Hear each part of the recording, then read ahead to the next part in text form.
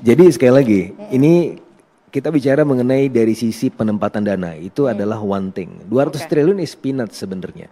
Tetapi itu bisa menciptakan dampak multiplier apabila digunakan untuk sektor-sektor yang produktif.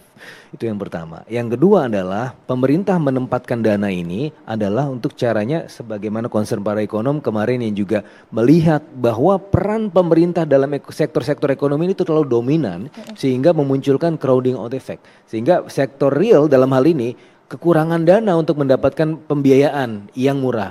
Dan oleh karenanya pemerintah ketika memindahkan dana ini ke perbankan itu akan memperbesar peluang ya aktor-aktor ekonomi yang muncul. Jadi kan bukan pemerintah yang kerja. Yang kerja adalah sektor realnya, Oke. agen-agennya begitu. Nah, itu yang pertama. Yang kedua adalah bagaimana undisbursed loan ini bisa kemudian jalan. Ya, pemerintah kemudian mencari cara. Salah satunya adalah dengan fiscal stimulus yang kemudian dikeluarkan di kuartal ketiga 16,23 triliun rupiah.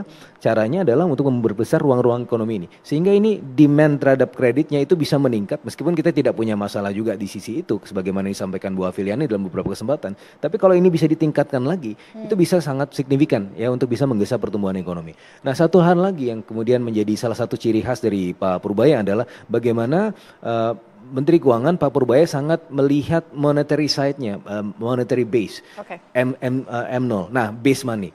Nah, ini begini, kalau kita bandingkan dengan Vietnam misalnya, M2 per GDP kita itu 44%. Oke. Vietnam 164%. Artinya room for growth-nya itu sangat tinggi, sangat terbuka peluangnya untuk lebih tinggi lagi. Nah, kalau kita memperbesar dari monetary systemnya ini, bisa money growth-nya itu bisa lebih tinggi, biasanya 6%. Dengan apa adanya perpindahan uang tadi, itu bisa menggesa money growth itu sampai 12%. Akibatnya apa? Pertumbuhan ekonomi bisa meningkat.